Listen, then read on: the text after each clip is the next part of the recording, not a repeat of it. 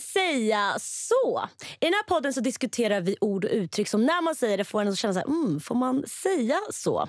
Och idag så kommer vi diskutera ord och fraser som man kan få höra när man är en ung kille som börjar tappa hår. Och i studion så har vi Boris, Arvid och Edvin. Välkomna. Tack. Kan du berätta, vilka är ni? Jag heter Boris, jag är 21 år gammal. Från Karlskrona men bor i Stockholm sedan 2 år tillbaka. Arvid, 22 år gammal, från Norrköping. Jobbar och studerar för tillfället. Edvin, 19 år, från Umeå. Jag jobbar lite just nu. Men jag tycker, vi går direkt in i ämnet. Kan du inte berätta, när var första gången ni liksom märkte att shit, jag börjar tappa hår? För mig var det väl första gången det var så här påtagligt håravfall var när jag var 15 typ.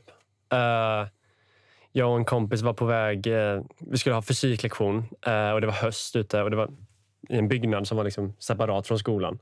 Så vi skulle gå till fysiksalen och han skulle ta någon bild till Snapchat eller vad det nu var. Och så kom det väl en sån vimpust, han tog bilden och så började han asgarva. Och jag sa, fuck, nu har jag gjort liksom en ful grimas eller någonting. Men så var det att man kunde se att jag hade börjat få så här vikar. Och han bara, du ser ut som en himla gubbe typ. Och jag skrattade väl då i början, men det var ju så här, fuck, jag får ont gör i hjärtat liksom. Det var första gången det var så här påtagligt håravfall för mig. För det då? Jag tror det var när jag var 16 år. Jag tror jag var ettan på gymnasiet. Och så var det någon dag jag skulle, som vanligt, fixa i ordning med oss. Jag hade alltid keps på mig. Någon dag ville jag inte ha keps på mig. Så då var det dags att skaffa en snygg frilla. Och då skulle jag göra någonting här uppe. Och så märker jag, vad fan händer? Det är klent som fan. Alltså jag drog på vax på nävarna. Och så drog jag så här. Och det fastnade hår i nävarna. Och så, ja, och linjerna kom upp. Och det var katastrof. Så det var bara på med kepsen. Fort som fast. Och då fattade jag bara, det här är kört. Någon har kommer att ge sig. Ja, okej. Ja. Ja, nej, min farsa senare, så jag föddes ju lite med den här triangeln med vikar. Men jag har ju ändå hållit kvar håret. Men jag snaggade mig faktiskt om det var slutet av ettan på gymnasiet. Och då såg jag ju liksom att min hårlinje var doomed för att tappa håret. Så att jag är några år yngre, men jag tror att ger det några år så försvinner mitt hår. Till slut får jag släppa det gå. Men snaggade du det för att det var så här, eller bara för att du tyckte att du ville prova det, eller för att du hade tänkt så här, men jag kanske borde göra det nu på grund av håravfall, eller hur var det? Nej, det var ganska impulsivt faktiskt. Men jag gjorde det och så satt jag där hos frisören. Ser jag ju i spegeln att det ser ju helt förfärligt ut. Så fick jag ju köra med caps i några år. Det känns som att de flesta snubbarna har kört liksom någon så här spontan snagg någon gång. Och jag minns när jag var 14, då snaggade jag mig. Men då hade jag ändå liksom en relativt okej hårlinje. Så då reflekterade jag inte över det. Men det var därför det blev som chock när jag var 15 också. För jag var så här, vad har hänt det senaste året? Att det liksom smyger på en. Alltså, helt plötsligt bara måste man inse att shit, jag börjar typ tappa hår. Det var därför jag tänkte först att när jag började tappa hår att jag är för stressad eller jag sover för dåligt. Jag måste äta mer broccoli typ. Så att man det liksom smyger på en. För jag tror de flesta liksom kanske inte tänker så mycket på. Nej, det kom successivt. Ja, men precis. Men Boris, när du snaggar, växer det ut likadant överallt? Nej. Det gör det inte? Nej. Så nu har jag snaggat liksom, det ser kanske inte jätteilla ut just nu. Men det är när det börjar växa lite, men ser man så här, det är tunt här liksom. Och sen, det ser ut som att jag är liksom en gubbe som börjar tappa håret men vill liksom inte släppa det riktigt ännu. Men vet du varför du börjar tappa hår? Nej. Alltså, jag vet att min morsa har tunt hår. Och min farsa och liksom den sen släkten har höga vikar. Så det känns som att jag fick liksom en så här genetiskt dålig liksom grund för att ha nice hår. Men sen har jag varit väldigt mycket så här stressad och haft sömnproblem hela mina tonår och allting. Så jag vet inte, det kanske är liksom en så här bidragande faktor. Ja, det var typ. Ni andra, vet ni varför? Alltså det där är en rolig historia. Ja. För jag vet varför. Och det är på grund av genetiker. Men kollar man så här. På min mammas sida, där har alla män, hennes brorsa och hans morfar och så vidare. Alla där har tappat hår i liksom tidig ålder. Min morbror tappade när han var 20 år tror jag. Och drog helt vid 22. Precis som jag. Men min farsas sida, där har alla jättebra hårväxt. Jättesnyggt, allting. Och jag och min helbror, man kan liksom se på oss vem som har fått vem från vilken sida. Sådär. Min brorsan fick allt från morsans sida. Han varit lång och brunhår, mörkhårig och så. Jag har varit kort och ljushårig och mer lik min farsa. Och bara, du är en kopia av en farsa. Så då tänkte jag redan när jag var typ 12 och jag fick reda på att det gick genetik om att tappa hår. Bara, men det kommer inte ens. Men det slutade med att jag fick farsans sida med morsans hårgener. Som man. Men det... Och brorsan då? Nej, han är jättesnyggt. Han har jättemycket hår. Men han har hur mycket som helst. Han har... Så där bytte ni? Ja, han har inte ens dålig hårlinje. Det är kanon så och långt och, och tjockt. Ja. Hur känns det då? Alltså så att brorsan fick... Alltså jag är lite arg. Så här, om det är något jag vill ha från den sidan av släkten, då hade det väl varit typ smartare där. Men jag fick hår därifrån liksom. Okej. Och för dig, Edvin? Ja, alltså för mig, det är som... Ja, det är jävligt spretigt faktiskt. Alltså vissa har ju hur bra som helst. Men vissa har ju släppt håret också. Men min pappa, han har väldigt höga vikar. Men han har inte riktigt låtit håret gå ändå. Han har hållit kvar på det. Okay. Men jag har känt själv typ så här, mina vikar har flyttats upp successivt hela mitt liv liksom. Men jag tänker vi kör igång. Får man säga du börjar tappa håret? Nej, det tycker jag inte. Jo, Edvin? Jo. Okay. Jag tycker att det är en känslig fråga till det man ställer emot. Eller jag vet själv att nu kan man ju säga det för att jag har ju liksom valt att snagga mig. Men jag minns liksom när jag var i den fasen när det började tappa hår. Det var väldigt känsligt. Och det är väl kanske samma grej som att man kanske inte säger till någon så här: du har börjat gå upp i vikt. Eller du har börjat gå ner jättemycket i vikt. Det är liksom väldigt känsligt kring utseende på människor. Och jag tycker att man får använda lite sunt förnuft där. Liksom. Men har du fått höra det? Sa folk det till dig? Ja. Det var en gång en klasskamrat sa så här: börjar du bli flintskallig? Det var som att han var rädd för min skull. Jag bara, nej, allt är bra. Men inombords. Ja, men precis, inombords var det som så här, skit, de har börjat liksom komma på min hemlighet. Liksom, lite så. Min hemlighet. För andra då? Alltså jag ser det som en påminnelse på att då vet jag att det syns för andra. Precis som om du tar en bild. Säg att du tar en foto ner 3 personer och så kollar jag på den. Då ser jag mig själv och mest negativt på mig. Så det är lite samma om jag märker att jag bara tappar och överdriver det för mycket. Kanske inte andra märker. Men om någon säger det till mig, då vet jag okej, det är rätt illa. För att nu bara folk märker det på mig. Okay. För det sticker ut så mycket. Och för dig, Elin, du tyckte också att det var okej? Ja, jag tyckte det. Men jag håller med att om andra ser det vill jag också liksom höra att de ser det. Om jag typ inte har lagt märke till det själv i så fall. Men jag har nog faktiskt varit med mer folk som har försökt ljuga för mig och säga att det inte är så illa än vad det faktiskt är. Och det är värre faktiskt. Men vadå? Kan du berätta om en sån situation? Ja, men alltså säg när det var som värst när jag gick runt med kepa där i några år. Säg från 2021 till 2024 nu. De 2 tillfällen jag inte hade keps på mig och så frågar folk bara, hur illa är det? Och det var, nej men det är inte så farligt så här. Sen ser man på någon bild, när det finns en bild när vi var fotbollsträning förra året och vi springer och så är det någon som har tagit bild uppifrån. Så ser jag mig själv där. Från den där vinkeln och det ser ut som att jag är helt flint där. Och jag har ju liksom långt hår. Det är ju som alltså långt ner här. Det vart... Fan, varför ljuger du för mig? Det sägs som det här. Ja, men så att om ni skulle fråga, eller om man är en person som börjar tappa hår, om man frågar någon, vad tycker ni då? Att man ska vara helt ärlig och bara... Ja, ärlig på vilket sätt? Eller? Men då kan man ju säga så här, om man har liksom en fotbollsplan på huvudet liksom, och inte får höra det, då är det en annan femma. Om man själv frågar så här, hur illa ser det ut? Och då vill man ju höra så här, det ser dystert ut. Alltså, helt ärligt. Då vill man ju höra det. Men annars, jag vet inte, det är väl sällan man liksom vill att någon kommer fram och poängterar en sak kring ens utseende. för mig var det alltid så här, jag gillade mitt hår. Och det var det jag tyckte var typ snyggt med mig själv. För när jag var yngre så hade jag tjockt hår liksom. Och sen har jag inte alltid haft en så här jättepositiv relation till resten av mitt utseende. Så när jag började så här, tappa håret också var det lite så här, varför? Så här, varför måste jag tappa det enda jag tycker är nice med mig själv? Så för mig var det väl bara en negativ upplevelse när det väl började. Men sen typ nu i efterhand kanske man kan se att det finns någon form av positivitet. När man, i alla fall nu när jag har liksom snaggat mig. För det är väldigt befriande. Men alltså att det är som någon kamp. Precis som man bara låter det gå. Liksom. Så alltså innan när du har, då bryr du om att jag ska kepa på mig, jag måste dölja det lite sådär. Men när man är snaggad, det är ju inget att dölja längre. Det är bara att gå runt. Det blir lite som att man får typ ett nytt utseende helt och hållet. Ja, och det här var ju en chock, för jag har ju alltid haft långt hår. Jag menar, när jag var liten, jag ville ju se ut som Tarzan. Jag hade ju långt, jag passar ju långt. Alla var, du är så stilig med ditt långa hår. Och sen till det här.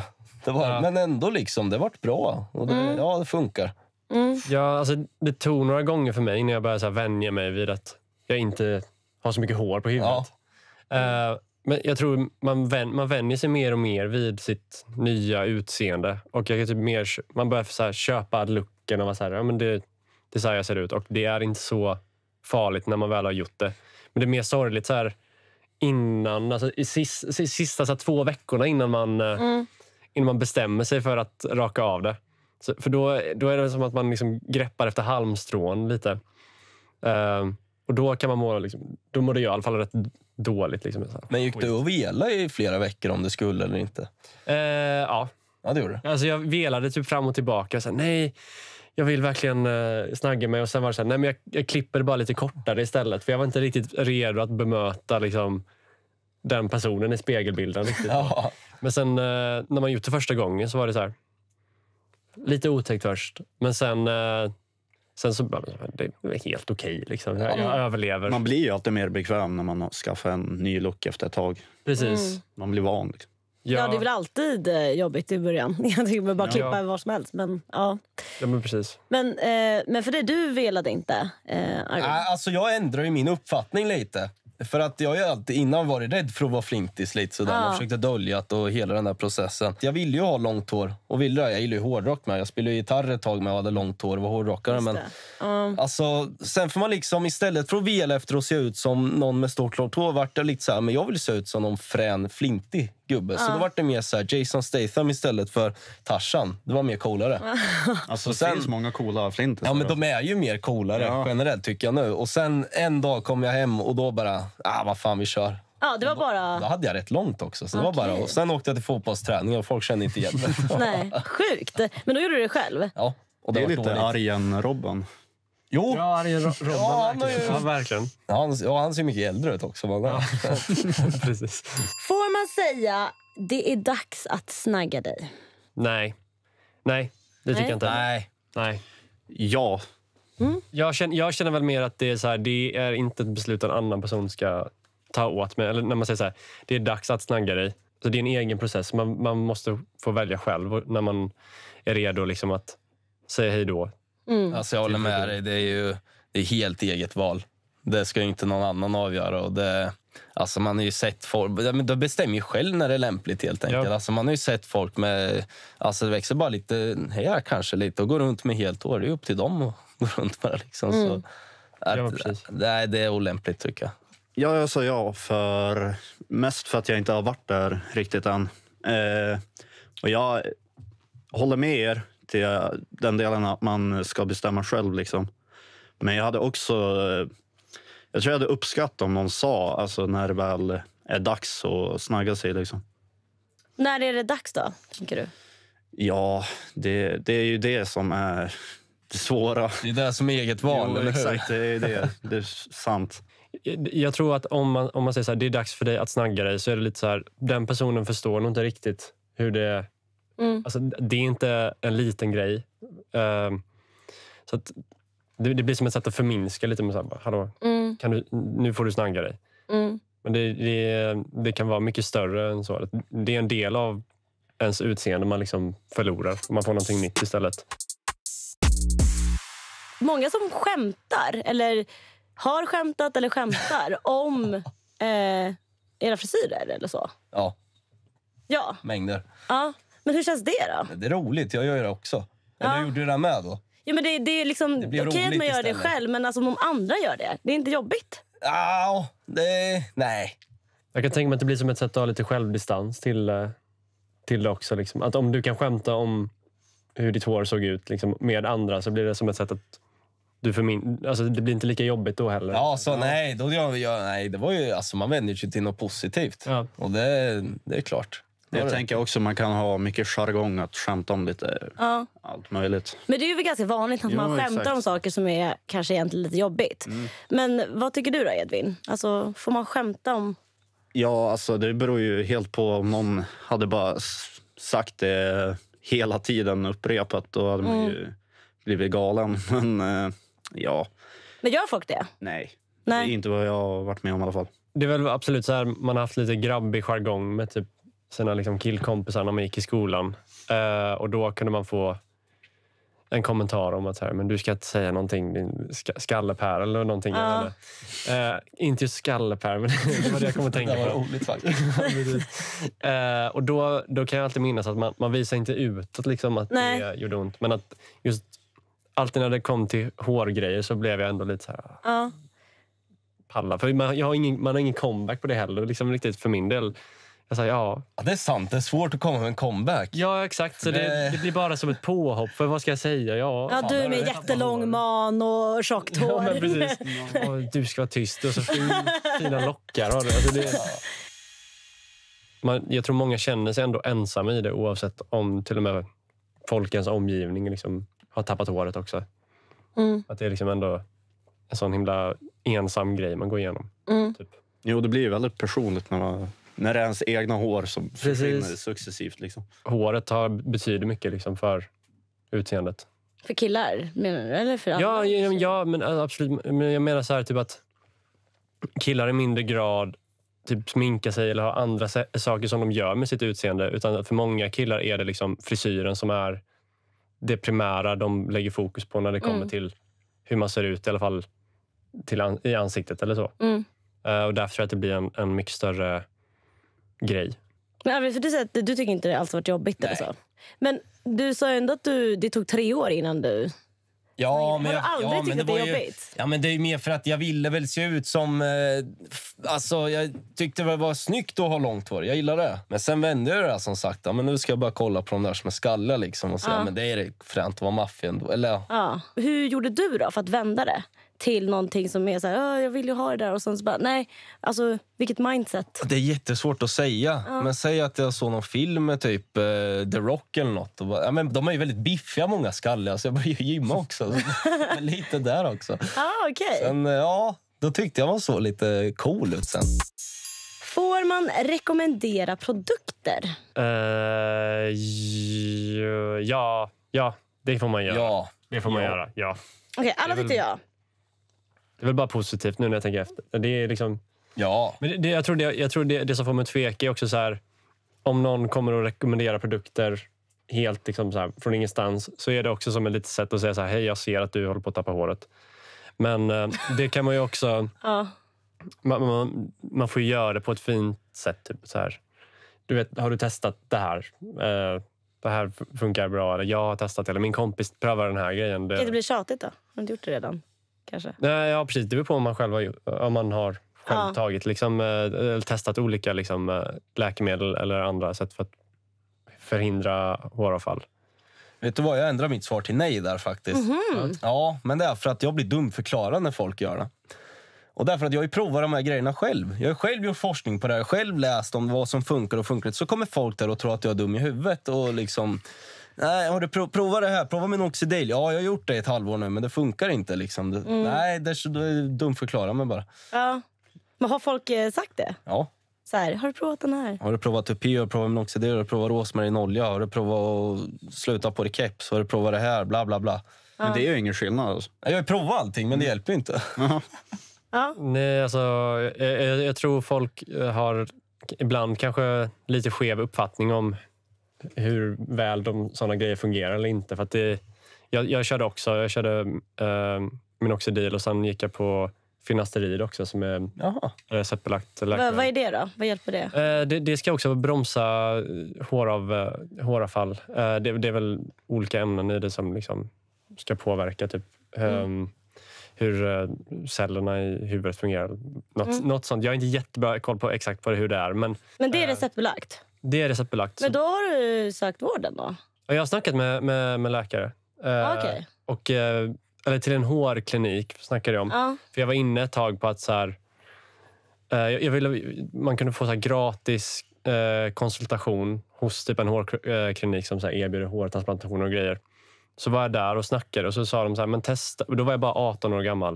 Och de var så här, men vi kan skriva ut finasterid åt dig. Så fick jag börja pröva det. Och så körde jag det istället. Och hur gick det för dig då? Men det funkade relativt bra. Det var ändå ett tag där min frippa var liksom på ett sätt där jag kunde leva med att ha hår. Men sen nu senaste året så har jag märkt att så här, jag har börjat tappa hår igen. Det blir liksom tunnare och tunnare. Och det är också så här, nu när jag lever liksom så här ung snubbe i egen lägenhet så blir det så här, jag kan inte prioritera den liksom utgiften. Har ni andra provat någon så receptbelagt? Nej, det är ju bara minoxidil. Men det är ju, alltså, jag tror... Men vadå, är det något annat? Ja, minoxidil är ju... Det finns på apoteket, om man säger så. Och det är piller, eller? Nej, det är en liten sprayflaska, typ. Ja, och så ska du köra 2 eller 3 gånger om dagen. Men jag menar, visst, jag kanske slarvar lite med att göra det. För det är lika tråkigt som att göra de här rehabövningarna från sjukgymnasten. Man gör dem inte, men man får dem. Och det var lite samma med det här. Jag menar, ska du stå 3 gånger om dagen och liksom gnugga, för du ska inte bara spruta lite, du ska ju krama in på alla områden så här. Det blir en tråkig process. Orkar inte det. Nej, alltså det är inte värt det. Nej. Och sen om det inte funkar, liksom, vad spelar det för roll? Ja, men du kände inte att det funkade? Nej, och sen har jag läst för de som har tagit det och det har funkat, de måste ju fortsätta med det. Det är inte så att när du har fått ut håret, då är det fine. Nej, det kommer försvinna igen. Det är kul att höra, för jag har sett mycket klipp som det här. Och jag har också sett mycket om att det bara är krimskrams. Liksom. Ja. Och så nu får man höra att det inte funkar för dig då. För du har inte provat det? Nej, jag har inte testat något. Nej. Men jag har ju typ haft så här saltvattenspray som gör hår. Det känns tjockare i alla fall. Just det. Men saltvattenspray, är det någonting du testar? Ja, det kan jag ha om jag ska styla till håret lite. Har ni provat andra grejer? Jag var inne på att skaffa tupi ett tag. Men det var när jag fortfarande ville ha hår, som sagt. Men det var dåligt. Då gjorde jag lite research, skrev till lite hårklinik i Norrköping. Tja, gör ni tupi? Men det var ingen som gjorde det. Så då gav jag upp det tyvärr. Men hur funkar det? Tupi, tupi är ju alltså, det är ju som fejkhår du applicerar. Och det ser så jäkla äkta ut. Det är det. Ja, och tydligen är det jättevanligt. Men alltså, för jag har liksom en bild av tupi, att det är så när man har sett någon film och så bara, så är det en liten platta så åker den av. Ja, men typ så. Vad jag menar. Sen vet jag, alltså, vissa av dem sitter väldigt hårt också. Så du kan ju duscha, du kan träna, du kan bada och det sitter kvar ändå. Ja. Oj. Det är som man typ, vissa är att man så limmar fast dem typ. Ja, det är typ du måste vara helrakad, tror jag. Och så limmar de dit det. Hårtransplantation är väldigt vanligt. Alltså. Jag såg någon video på, jag tror, Bradley Cooper. Och han är ju ändå uppe i åren. Liksom. Man ser ut som sista chefen ändå i hårlinje och allt möjligt. Jaha, men har ni funderat på? Ja. Där med. Jag pratade ju med en hårklinik. Men det var också så här, det var fruktansvärt dyrt.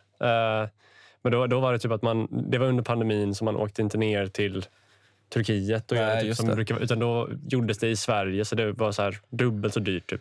Vad kostar det? Ja, men det är sjuka summor. Jag vet, det var en kille jag känner lite halvt, han gjorde det och han hade inte i närheten av så här dåligt. Det var liksom så här lagom dåligt. Det kostar 40 000. Men hade ni gjort det om det var gratis? Ja. Ja, ni hade det? Ja, det tror jag nog. Men har ni kollat upp mycket om det här? Alltså hur det funkar och... Alltså jag kollade någon som åkte till typ Turkiet också, för det är ju jättemånga. Ja, det är en grej, eller? Ja, det är jättevanligt och det kostar inte så mycket heller. Men, och så jag skrev faktiskt på någon blogg om det och frågade. Och då var det många som hade fått vissa biverkningar efter det. För det är ju lite känt att göra skönhetsingrepp utanför Sverige liksom. Det kan medföra risker och så vidare. Så det var nog det som fick mig att backa. Det var inte så dyrt, så det var typ värt det. Och för dig, Edvin, du sa att du eventuellt skulle vilja göra det, eller? Ja, alltså hade man fått en bra deal liksom, då hade man kanske gjort det. Men ja, det är som man säger, alltså, jag vill gärna inte behöva hålla på och kämpa och göra om. Och så till slut har man gjort en hel skalle liksom. Jag tänker typ sociala medier. Är det mycket som kommer upp så? Gör det här eller tips på det här eller vad Folk har skickat sånt till mig. Ja, det är så. Ja, det är inget jag har fått upp själv, men många har skickat videos och länkar och mängder med grejer. Utan att du har frågat. Det är bara någon Ja, random. det är faktiskt det. Jo, faktiskt. Men då har de väl typ vetat att vi kanske har snackat om det innan. Men, ja. Det är inte Men bara de har ändå helt gjort random det. med någon som aldrig har sagt. Nej, och då får man ju upp någon så här lurendrejeri-video när det är någon som bara de här grejerna de gjorde så jag fick tillbaka mitt hår, bla bla bla. Vad är det för typ av grejer då? Ja, men det är rosmarinolja, minoxidil, pumpaolja. Har ni Ja, Dermarol. har ni någon sån här pumpaolja, eller vet du det? Pumpolja? Ja, det är någon mer grej. Och Dermarol var det, va? Vad är derma? Vad gör man Det är då? väl den som typ skär lite hål. Ja, som ska väcka liv i typ precis. blod, från, vad säger man, blodflödet där liksom hårsäckarna är döda. Har ni använt en sån? Nej. Nej. Aldrig? Nej. Skulle ni... Men jag har försökt typ göra alltså någon gång har jag stått med typ en gaffel och så har jag bara försökt liksom Väcka! Ja, men precis. Till liv. Okej, då ska vi testa lite vad som faktiskt är okej att säga till er. Så jag kommer köra några snabba ord. Och då kommer jag bara vilja ha så ja eller nej. Vad som känns bra för er, inte för alla. Och sen kommer vi diskutera. Är ni redo? Ja. Då kör vi. Får man säga skallig? Ja. Nej. Nej. Får man säga tunnhårig? Ja. Ja. Ja. Får man säga snaggad? Ja. Ja. Får man säga flintis? Ja. Nej. Nej. Vad känner ni för de här orden? Alla är okej. Jag känner att blir jag kallad flintis, då har jag gjort något fel liksom. Men kan man få höra det, alltså fast man har hår kvar? Har du fått höra, eller har någon av er fått höra så? Skallig eller flintis? Flintis eller skalle har jag nog hört x antal gånger. Alltså fast du har haft hår? Ja, men då har det varit typ rent här uppe så Ja. det är ju skalligt. Jag kan inte ljuga. Nej. Jag måste erkänna det. Så det Ja, var- men det är ju inte helt, då tänker man, då är man ju väl hel, liksom. Ja, har det inget hår betyder kvar. ju det. Ja. Men folk säger det på skämt liksom. Ja. Så, ja. Men inte det har jag lite fått höra taskigt när jag var då? snaggad också. Ja, men så att när du var snaggad och får höra flintis eller är det okej? Ja, alltså det kan jag, flintis om jag bara är snaggad, det men om jag köper ändå. Varför då? För då är det ju ändå så här, man ser ju om någon är alltså snaggad eller liksom flintis. Jag tror det finns större risk att det gör mer skada än nytta att gå fram till någon som inte har hår och säga så här flintis. Ja, de vet ju redan. Ja, så här, vad gör det för nytta? Alltså, kan du säga någonting annat? Det måste finnas andra saker som är mer relevanta. Och Ja, men om man bara prata om. sitter och snackar, bara så här, det är inte någon random. Alltså man sitter och pratar och så bara, jaha, Då men tycker jag du det är är helt okej faktiskt. flintis.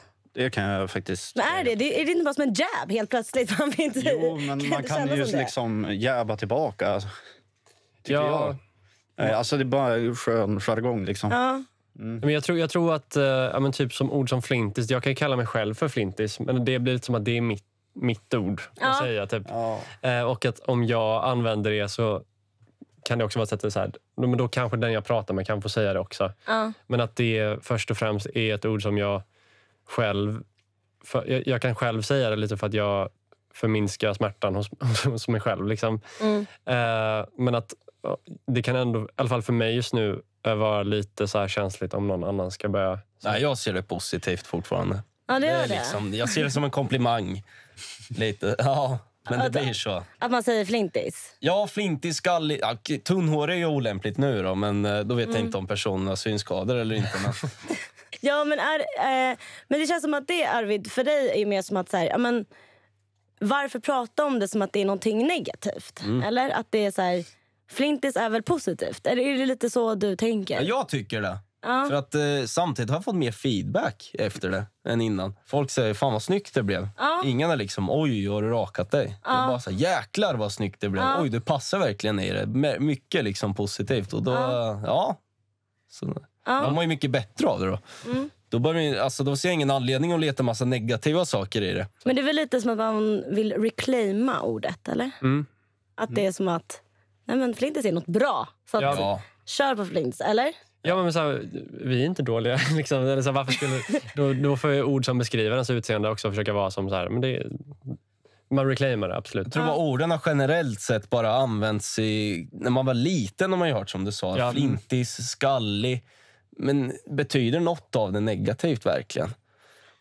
Nej, men alltså, så som det varit för mig har det varit så här typ att skallig då har alltid varit... Det är ingen som har sagt så här, kolla vad skallig han är. Nej. Och det har varit på ett positivt sätt. Utan det har alltid varit mer så här... Och också, fokus låg mycket på typ frisyrer när jag var liten. Mina kompisar gillade att skaffa nya frisyrer och man skulle ha liksom så här mönster typ på sidan. Det var liksom en trend.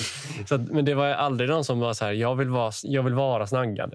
Alltså, alla vill ha liksom någon form av frisyr.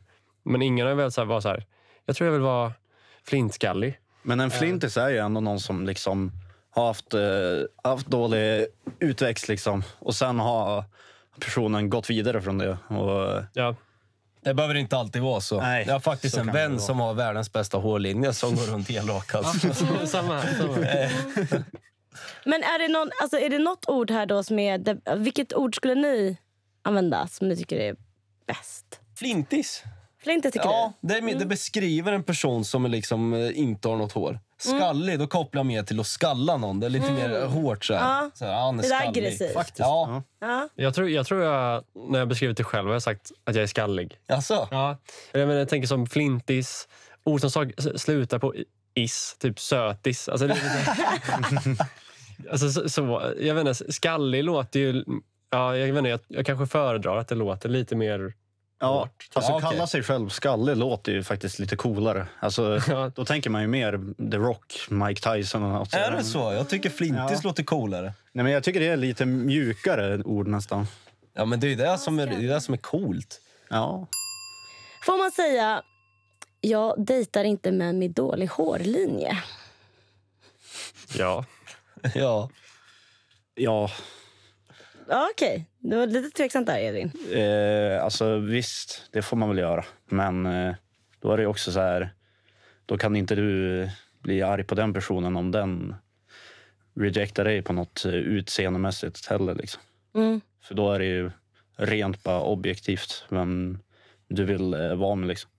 Men jag känner väl, Ytligt. jag känner väl att så här, man får ha preferenser. Så här, vissa människor dras bara inte till folk som ser ut på ett visst sätt eller så. Men däremot så är det också så här, ja då är det är väldigt ytligt sätt att tänka på. Och jag tycker att det är väl mer, eller om en person skulle säga så, jag dejtar inte någon som har dålig hårlinje eller som inte har hår. Då är jag så här, okej, nice, då slipper jag liksom veta om att, det känns inte som en person som är särskilt intressant. Jag tänker att den personen i fråga är väldigt osäker på sig själv redan om man har sådana preferenser. För det är väl skitsamma med mitt hår ser ut egentligen. Men lägger man stor märke på det, då är det inte rätt person för mig ändå. Nej. Så då ser jag det som något positivt där med. Ja, för att då vet du. Ja, Att det är så. du ska hålla dig borta från mig lite. Ja. Ja, men det är väl också så här typ om man hade dejtat någon när man hade hår och sen blev det värre och värre och sen hade den personen haft som preferens att inte dejta någon som inte har hår. Ja. Det blir så här, ja, vad hade hänt då liksom, när man hade väl tappat hår till slut om man först hade det från början. Ja. Då är det så här, gör personen slut då? För då är det så här helt, jag vet inte. Ja, det har du rätt i. Det är Ja. inte så... Nej, men det blir bara så här, ja, då hade jag gärna undvikit dig från första början. Ja, det är klart. Nej, men Har ni tänkt någon gång så, gud, jag har inget hår eller jag har dålig hårlinje? det Ja. tänkte jag. Ja. Ja. Och det var innan jag rakade mig. Okej. Då hade jag ju keps. Ja. Och då tog jag aldrig av mig den. Ja, det var så? Nej. Va? Vad menar du aldrig ta? Alltså, om jag skulle träffa någon i ett sånt syfte, eller jag skulle gå på något, you name it, skulle på fest, alltid keps på mig. Va? Då tar du aldrig Säg av att är du i en situation där du liksom inte kan, där du måste ta dig kepsen, då får man försöka rikta huvudet till lite andra riktiga, för det är typ, man tänker så mycket på att dölja det. Ja, det är så. Du tänkte så mycket på att dölja. Ja, i princip. Ja. Men och den här personen som du var med då? Alltså är den så? De Bryr säger sig? inget, men det märks senare.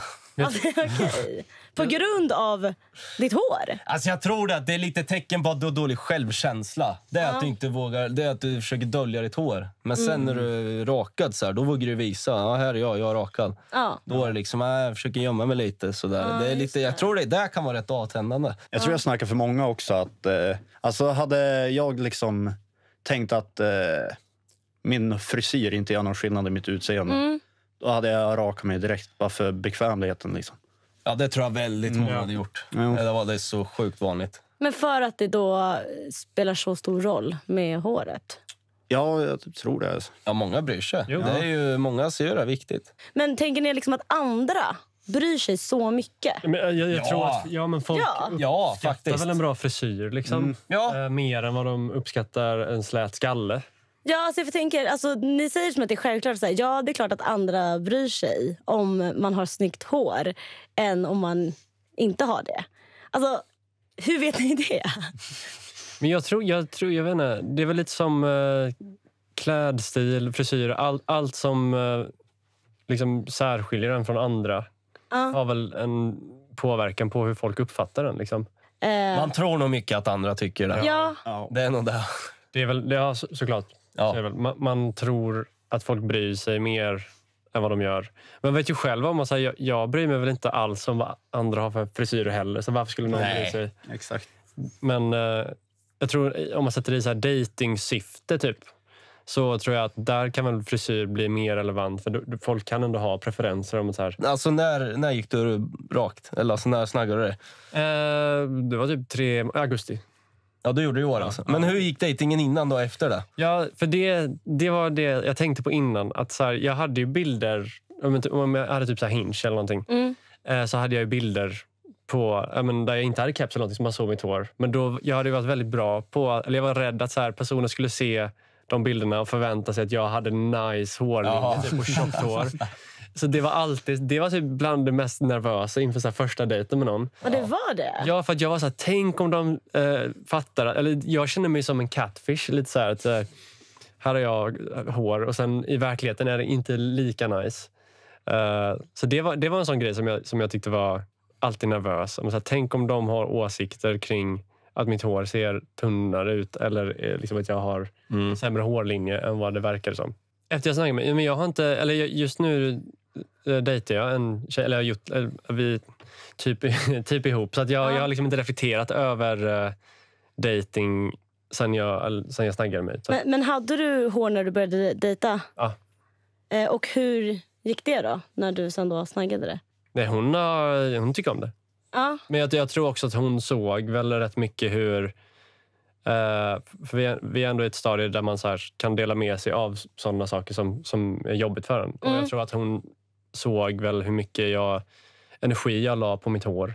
Eller bara tanken kring det, att jag sitter så här hela tiden och försöker dölja grejer. Frågade du henne innan så här, är det här okej, eller hur gick det till? Nej, jag sa bara, jag kommer snagga mig. Jag kommer göra det. Och så sa hon så här, ja men kör på då.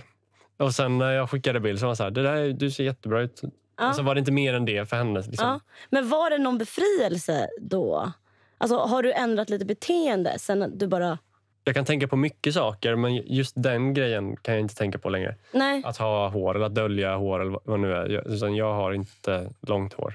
Men Edvin, känner du då som har hår, känner du mycket nu så här, jag måste dölja mig eller mitt hår? Nej, alltså nu... Jag drar ändå håret bakåt. Jag känner... Det är bättre att jag står för min växande panna än att liksom försöka dölja den. För jag tror extremt mycket på det du sa innan. Att ens egna självbild påverkar mer än ens frisyr. Men är det viktigt för dig att ha ditt hår kvar nu? Alltså, jag vill gärna ha ett utvecklat skägg innan jag blir av med håret faktiskt. Det är en look jag verkligen diggar när man är flintis och har skägg. Liksom. Då skulle vi byta. För jag tror min skäggväxt den är otrolig. Jaså? Den jag fick istället. Jaha, det är Jag får så? raka mig varje dag. Ja, men du vill inte ha? Ja, det kliar sådär. Aha, okej. Men om vi återgår till det där, du försöker aldrig så dölja ditt hår nu? Nej, alltså typ om jag... Det är mer i syfte att behålla frisyren. Om jag ska någonstans när jag är ute tar jag på mig typ en caps eller något. Bara för att håret inte ska blåsa iväg. Liksom. Men lite irrelevant. Men kände ni att när ni rakade liksom, att ni släppte någon slags ungdomlighet? Ja. Typ, ja. Ja. Nu vart man vuxen. Nu vart man man liksom. Vuxen man. Och det var... Alltså man känner sig jäkligt mycket renare med på något sätt. Lite mer. Men jag menar uppfattningen av liksom skalliga män, flintisar, you name it, i typ bra kläder. Det är oftast liksom trevligt folk. Man har nog släppt en form av ungdom i det där. De har gått över. Vad tänker du om det? Nej, jag var bara lite nyfiken när ni snackade om att man gick som vidare, vart såg vuxnare ut liksom. Ja. Ja, men jag tror att för att man, alltså barndomen, då hade man hår. Så att det blir också så här, när man också kommer upp i vår ålder där man är så här ung vuxen. Att tappa håret kan också vara en sån grej som påminner en om att så här, shit, jag är inte en unge längre utan nu tappar jag håret också. Liksom. Och det absolut kan bidra till att det känns också jobbigare kanske. Försöker man kompensera på något annat sätt? Hade jag varit jättesmal och skallig, då ser du verkligen ut som en heroinmissbrukare typ nästan. Ja. Men är du liksom, har du bra kropp och skallig, då matchar det lite bättre. Okay, så men det är väl ändå typ lite så? Ja, det blir det. Alltså du får ju säg att du snaggar och är smal, då vill du börja träna. För du vet att det kommer se bättre ut när du är skallig och lite miffigare eller biffigare. Miffigare. Ja. Jag tror att man kan, jag vet inte, det blir en grej man inte kan fokusera på längre. Liksom, håret är inte relevant, så då kanske man rent undermedvetet börjar fokusera på andra saker hos sig själv. Som vad då? Ja, men jag vet inte, klädstil eller hur man doftar, alltså allting som liksom påverkar hur man upplevs som person till det yttre i alla fall. Eller så börjar man bli så här, nu ska jag bli skitbra på, jag ska bli jätterolig. Alltså så här, bli mer karismatisk, jag vet inte. Men jag tror att absolut att man har ju mer tid att lägga på annat. Får man säga ta av dig kepsen? Nej. Ja, men jag gör det inte. Okej. Kanske situationer man inte vill, nu ska vi inte börja oss om min dåliga hårlinje, men och folk bara vill jävlas och trycka ner. Så ta det kepsen, då kan det bli lite, nej, nu vill jag inte göra fel läge liksom. Men annars, jag tycker man får göra det, för annars kan det vara andra syften som ställen där du verkligen inte får ha keps. Är du på fin middag eller begravning, då ska du inte gå runt med keps på det. Det håller jag med om. Alltså, det finns vissa tillfällen där det inte är lämpligt att ha på sig keps, typ begravning och sånt. Men om det handlar rent allmänt så tycker jag gillar inte idén om att någon kommer fram och säger åt mig vad jag ska göra med... Nej, alltså så här, jag har en story. Vi får på klassresa ner till Stockholm från Umeå. Till riksdagen skulle vi besöka. Och då hade vi sovit på ett litet lurkigt ställe. Men man hann inte duscha liksom. Då kom vi in till riksdagen. Och jag hade alltid på mig keps liksom. Då hade jag just börjat växa ut håret från när jag var snaggad. Och då var det så här, lås in alla kläder i skåpet. Och så har de typ flygplatssäkerheter. Så då kommer en sån vakt då och säger att jag måste ta mig kepsen. Och då är det som att fan, världen stormar. Så drar jag av mig kepsen. Håret är så här, just så kort så att det kan inte täcka över flikarna. Men det är också så här, så långt så att det är inte snaggat liksom. Och man kan embracea det lite. Så då drar jag av med den. Och då tar min polare kort på det liksom. Och skrattar lite och säger att din panna börjar gå bakåt liksom. Det minns jag som det du sa om att så här, när du tar av dig kepsen och man kunde se liksom, vikarna. Jag minns det som det var en av de mest befriande grejerna med att sen snagga sig. För att alltid när jag hade hår också så var det så här, så fort, alltså jag liksom höll på så här. Jag klappade mig själv i ansiktet för att jag ville dölja liksom vikarna. Och sen när man liksom inte har hår alls, då blir det så här, det är så skönt och att det är en sån liten petitess eller en grej man håller på med hela tiden som bara försvinner. Och när man tar av sig kepsen då känner man sig riktigt naken alltså. Det blir som att ta av ett par brallor. Det är som, kepsen blir som huvudets byxor liksom, eller någonting. Men ni som är snaggade, brukar ni ha keps? Jag hade det, men det är inte längre. Nej. I början hade jag det faktiskt. Men därför har jag alltid gått runt med det, så jag var mer bekväm med det. Sen var jag ute med ett gäng. Och så var det en som sa det: Arvid, du får 100 spänn om du slänger din keps och går runt och visar att du är skallig liksom. För han var skallig. Och då bara, vi kör. Sen dess. Helt borta? Ja. Första dagarna var lite kallt bara, men nu har man vänt sig. Det är väldigt kallt. Alltså, nu är det extremt kallt tycker jag. Alltså, man får rocka mössa eller någonting. Det var en sån grej man inte tänker på. Typ hur, även om man hade lite hår, hur mycket det typ värmde skallen på en. Som en sista fråga. Säg att ni hade kommit tillbaka till den här podden om 10 år. Vad önskar ni att ni hade varit i er hårresa då? Fortsatt flintis. Ja, jag tror också det. Faktiskt. Ja. Ja, men då hoppas jag nog att jag är flintis. Och har skägg. Ja, och har skägg, ja. Flintis och skägg. Jag tror ingen hade känt igen det. Nej. Så ingen då tupé, hårtransplantation? Nej, den är över då. Jag pallar inte. Det är liksom... Nej. Nu får det Det är för bra att ha så här. Och känslan då i sig? För att du, Boris, gjorde det väldigt nyligen. Och du, Edvin, har inte gjort det än. Så att det är en liten... Och Arvid gjorde det för... Jag vet inte, vi har inte frågat mig. 11 april i år. Ja, i år också. Ja. Men så att vad skulle ni vilja vara i känslan hos er? Alltså 100%, alltså det här känner jag genuint liksom. Jag tror att man kommer tycka om det. Ja, alltså... Jag är så jäkla bekväm här. Det kommer inte vara någon skillnad, tror jag. Nej, jag tror inte heller det för mig. Eller så här, nu har jag börjat komma stadiet att så här, det är ändå nice. Ja.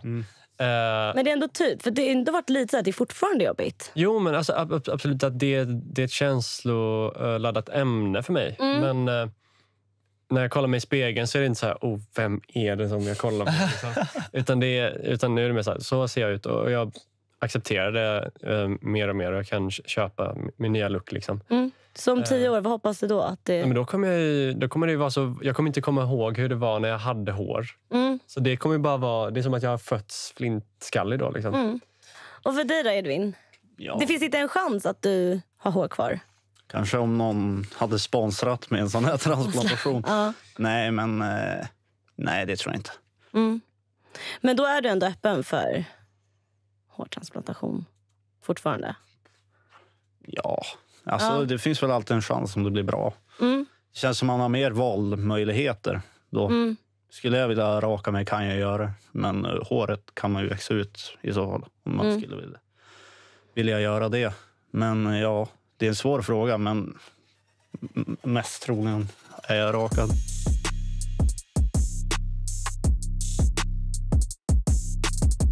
Tack så jättemycket. Tack. Och vill ni se mer av Tänk till så kan ni följa oss på Insta, YouTube och TikTok. Och vill du höra mer av podden så finns vi där poddar finns. Och har du ett ämne som du skulle vilja ta upp i podden så får du jättegärna DM oss på Instagram. Vi ses till nästa gång med ett helt nytt ämne. Hej då! Den här podden görs av Tänk till och UR.